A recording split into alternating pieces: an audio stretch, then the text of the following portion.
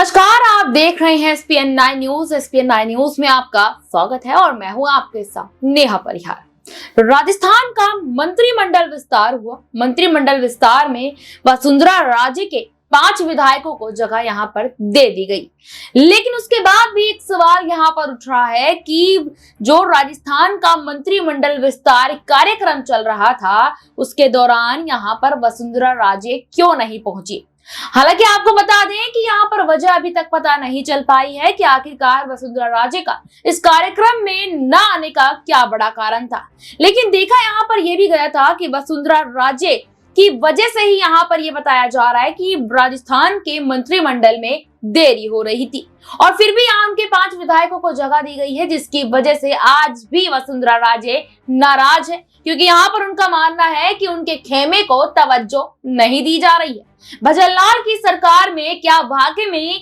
वसुंधरा राजे के खेमे को यहाँ इतनी ज्यादा अहमियत नहीं दी जा रही है जितनी ज्यादा एक्सपेक्टेशन वसुंधरा राजे यहाँ पर लेकर बैठी है। इसी मुद्दे पर आज हम बात करेंगे और बात करने के लिए प्रियांशी मेरे साथ मौजूद है। प्रियांशी से सबसे पहला सवाल लेना चाहेंगे। प्रियांशी, आपने देखा कि जब सीएम चेहरे को लेकर बात हुई थी तब भी यहाँ पर राजस्थान का सबसे आखिर में सीएम चेहरा घोषित किया गया था। उसके बाद अब मंत्रिमंडल का विस्तार भी सबसे आखिर में हुआ। क्या वाकई में जो यहाँ पर ये चर्चा तेज है कि मंत्रिमंडल विस्तार या राजस्थान का कोई भी डिसीजन लेने में देरी का कारण जो होता है वो सिर्फ वसुंधरा राजे है? क्या आपको भी ऐसे ही लगता है प्रियांशी?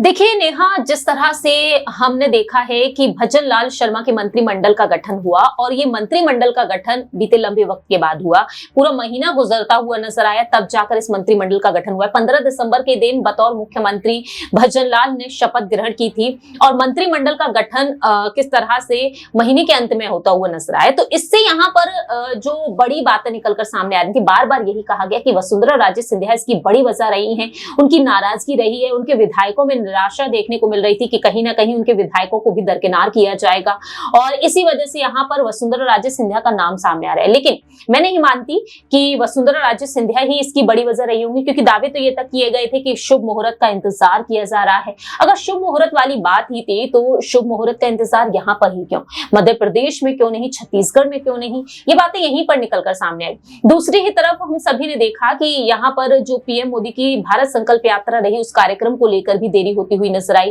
अब ऐसे में भजनलाल शर्मा के मंत्रिमंडल का गठन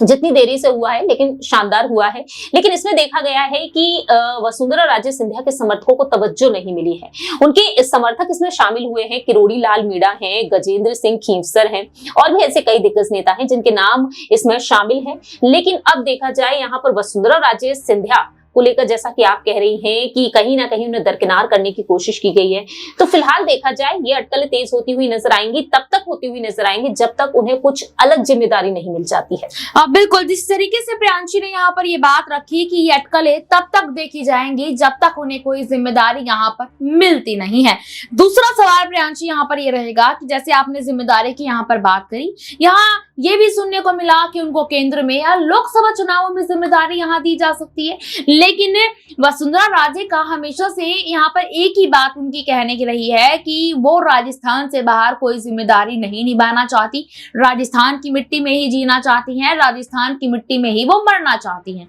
और उनको केंद्र में यहाँ कोई लालच नहीं है। अगर उनको कोई जिम्मेदारी दी भी जाती है तो भी ठीक है, नहीं दी जाती है तो और भी अच्छा है, ऐसा वो यहाँ पर कहती नजर आई है। तो राजस्थान में अगर उनको कोई जिम्मेदारी नहीं दी जाती है तो वसुंधरा राजे का अगला कदम क्या हो सकता है?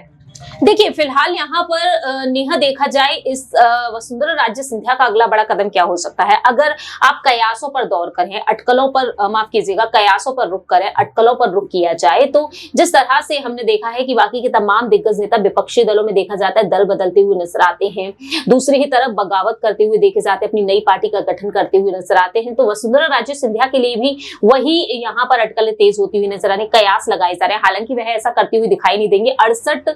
विधायक उनके साथ हैं, तो ऐसे में देखा जाए यही कहा जा रहा था, मोर्चा जिस तरीके से खोल दिया गया था उसके बाद से यहाँ पर जो वसुंधरा राजे सिंधिया का जो घर है 13 सिविल लाइंस में उनका सरकारी आवास है, और उस सरकारी आवास पर उनके विधायकों का पहुंच जाना जब भजन लाल को मुख्यमंत्री बना देने वाली बात सामने आ रही थी, जब सीएम की रेस का हिस्सा कई ऐसे मंत्री रहे थे और उस वक्त प्रबल दावेदारी वसुंधरा राजे सिंधिया भी पेश कर रही थी। अब यहाँ पर देखा जाए वसुंधरा राजे सिंधिया के क्या कड़े तेवर देखने को मिलेंगे, हालांकि नहीं लगता है कि वह कड़े तेवर दिखाती हुई नजर आएंगी, क्योंकि वह साफ तौर पर कहती हुई नजर आई थी कि मैं बीजेपी की कार्यकर्ता हूं, पार्टी साइडलाइन से हटकर ऐसा कोई काम नहीं करूंगी। तो इससे ये स्पष्ट हो चुका है कि वह ऐसा कुछ नहीं करेंगी। लेकिन दूसरी ही बड़ी बात यहाँ पर जो सामने आती है कि केंद्र की सरकार यहाँ पर उन पर क्या कुछ फैसला लेगी, बीजेपी आलाकमान उन पर क्या कुछ फैसला लेंगे, क्योंकि बीजेपी इस वक्त केंद्र में है, तो इस वजह से बात यहाँ पर केंद्र सरकार की जा रही है। तो वसुंधरा राजे सिंधिया जो पहले से ही उपाध्यक्ष के पद पर हैं, तो ये पद तो उन्हें नहीं मिलने वाला है दोबारा, क्योंकि अभी पहले से ही वो हैं। दूसरी ही तरफ लोकसभा चुनाव लड़ाने के लिए उन्हें आगे किया जा सकता है, या फिर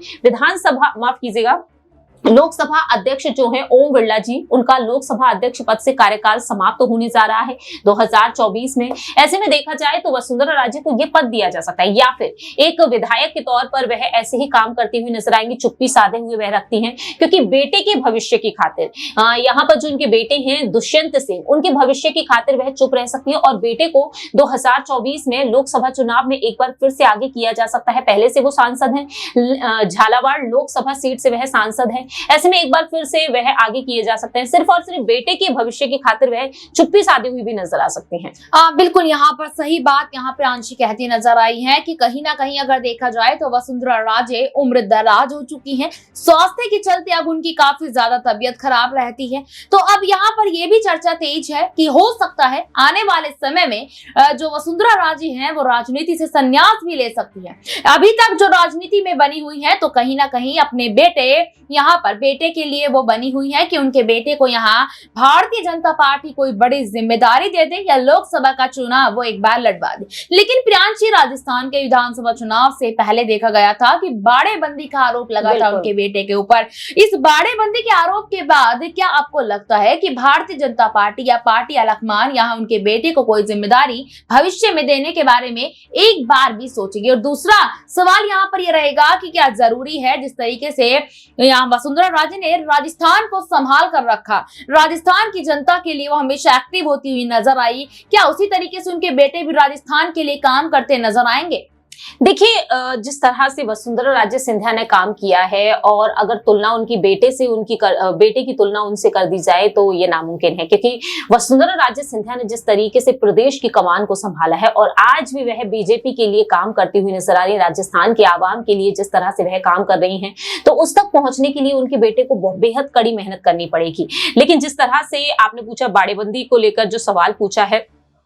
जाहिर है कि आलाकमान यहाँ पर सोच विचार करने को मजबूर ही होंगे, क्योंकि जो दावे यहाँ पर किए गए हैं, दावे ये तक किए गए कि पार्टी के कुछ कार्यकर्ताओं को उन्होंने रिसोर्ट में बंद कर लिया कि वह पार्टी कार्यालय ना पहुंचे। इस वजह से अगर वाकई में ये सच है तो कहीं ना कहीं बीजेपी आलाकमान यहाँ पर उन पर विचार विमर्श करने में समय तो लेंगे ही, और इसी बड़ी वजह से देखा जाए तो आज वसुंधरा राजे सिंधिया पर अब तक फैसला नहीं आ पाया है। मध्य प्रदेश पर ही रुक कर लीजिए, शिवराज सिंह चौहान पर भी कोई फैसला नहीं आया है। शिवराज सिंह चौहान ने जेपी नड्डा जी से मुलाकात की थी और तब कहा गया कि राष्ट्रीय उपाध्यक्ष का पद उन्हें सौंपा जा सकता है, हालांकि अब उन पर भी कोई फैसला नहीं आया है। तो अभी यहाँ पर देखना होगा कि अब 24 की शुरुआत हो रही है, अब 24 में आखिरकार यहाँ पर केंद्र की मोदी सरकार क्या कुछ फैसला लेगी, क्योंकि ये तक कहा जा रहा है कि अब जो मोदी कैबिनेट का हिस्सा है उन मंत्रियों को लोकसभा चुनाव में आगे किया जाएगा, और कई ऐसे मंत्री हैं जो लोकसभा चुनाव लड़ते हुए नजर नहीं आए हैं, उन तक को आगे किया जा सकता है। तो ऐसे में देखा जाए वसुंधरा राजे सिंधिया का भी सियासी सफर काफी ज्यादा शानदार आने वाले समय में हमें देखने को मिल सकता है। अब तक उन्होंने राजनीति में रहकर, बीजेपी खेमे में रहकर काफी कुछ किया है, जाहिर है कि आने वाले समय में भी वह कुछ अच्छा और शानदार काम करती हुई नजर आएंगी। बिल्कुल, बहुत बहुत धन्यवाद प्रियांशी आपको कि आपने यहाँ पर सारे सवालों का जवाब दिया और